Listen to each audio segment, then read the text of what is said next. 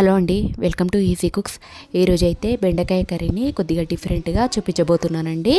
ముందుగా బెండకాయలన్నింటినీ ఇలాగా చిన్నగా కట్ చేసి పక్కన పెట్టేసుకోవాలి. తర్వాత ఒక ప్యాన్ పెట్టుకొని అందులోకి ఆయిల్ వేసుకొని తగినంత ఆయిల్ వేసుకొని అందులోకి జీలకర్ర, ఆవాలు, అలాగే ఒక 10-15 వెల్లుల్లిని మనం పొట్టు తీసి ఇలాగా కచాపెచాగా దంచుకొని ఇందులోకి వేసేసుకోవాలి.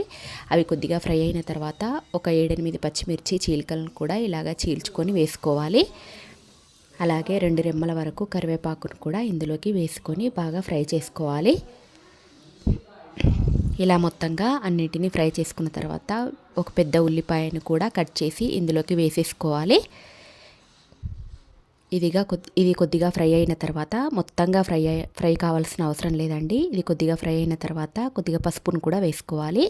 అలాగే బెండకాయలన్నింటినీ చిన్నగా కట్ చేసి పక్కన పెట్టుకున్నాం కదా, అవి ఇందులోకి వేసుకోవాలి. ఇలాగ బెండకాయలన్నింటినీ ఇందులోకి వేసుకొని మొత్తంగా కలిపి ఫ్రై చేసుకోవాలి. ఇలాగ బెండకాయలన్నింటినీ ఇందులోకి వేసేసుకొని బాగా ఫ్రై చేసుకోవాలి. హై ఫ్లేమ్ పెట్టి మనం స్టవ్ దగ్గరే ఉండి ఇలాగా కలుపుతూ ఉండాలండి, లేకపోతే అడుగంటిపోతుంది. ఇలాగా బాగా ఫ్రై చేస్తూ ఉండాలి. హై ఫ్లేమ్లోనే మనం బాగా ఫ్రై చేసామంటే దీంట్లో ఉన్న జిగురు అంతా వెళ్ళిపోతుందండి. ఇలాగా దగ్గర పడేంత వరకు, బెండకాయలన్నీ ఫ్రై అయ్యేంత వరకు కూడా మనం దగ్గరే ఉండి కలుపుతూ ఉండాలి.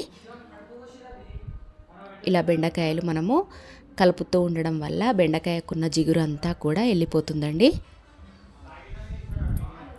ఇలాగా మొత్తంగా మనం ఫ్రై అయ్యేంత వరకు కూడా స్టవ్ దగ్గరే ఉండి కలుపుతూ ఉండాలి. తర్వాత మనం వేరొక స్టవ్ మీద ఒక ప్యాన్ పెట్టుకొని అందులోకి కొద్దిగా శనగపప్పు, అలాగే కొద్దిగా మినప్పప్పు, అలాగే ఒక చిన్న టీ స్పూన్ వరకు జీలకర్రను, అలాగే కొద్దిగా ధనియాలను కూడా వేయించుకోవాలండి. ఇలా ఇవి వేసుకున్న తర్వాత ఒక 10 వరకు ఎండుమిర్చిని కూడా ఇందులోకి వేసుకోవాలి.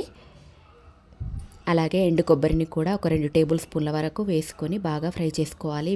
వీటన్నింటినీ ఇవి ఇలాగా ఫ్రై అయిన తర్వాత చల్లారిన తర్వాత ఇవి పొడి చేసుకోవాలండి. మిక్సీలో వేసుకొని పొడి చేసుకోవాలి. తర్వాత ఈ బెండకాయలన్నీ ఇందులో ఫ్రై అయిపోయాయి కదా, ఇప్పుడు పొడి చేసుకున్న మిశ్రమాన్ని అంతటిని ఇందులోకి వేసేసుకోవాలి. అంతే అండి, సింపుల్గా చేసుకునే మనం బెండకాయ ఫ్రైని ఈజీగా మనం ఇంట్లోనే ఇలాగా మనం ఫంక్షన్ స్టైల్లో కూడా ఇలాగా ఈజీగా రెడీ చేసుకోవచ్చు. చాలా టేస్టీగా ఉంటుంది, కమ్మగా కూడా ఉంటుందండి.